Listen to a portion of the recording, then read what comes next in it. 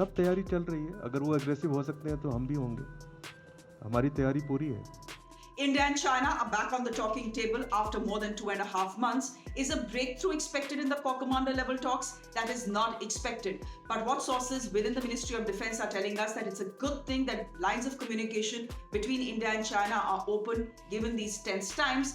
The attempt in today's talks will be to, of course, see if the process of disengagement can go forward. And if it can't, at least the two core commanders being in touch with each other means that there'll be no escalation on the ground. There'll be no Galwan-like situation again.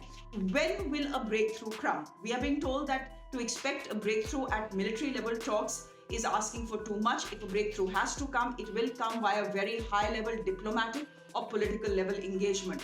What the Chinese are proposing is this, and this is not something that India is okay with. China is saying if you want us to step back, we will step back, but we retain the right to patrol these friction areas, which essentially means that once public sentiment, the story dies down in public sentiment as far as India is concerned or the Indian media is concerned, we'll be back to patrol these areas.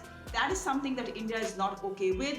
What India wants is status quo ante, and the Chief of Army Staff has very clearly said, we are in Eastern Ladakh deployed the way we are, standing firm against the Chinese till whatever time it is required.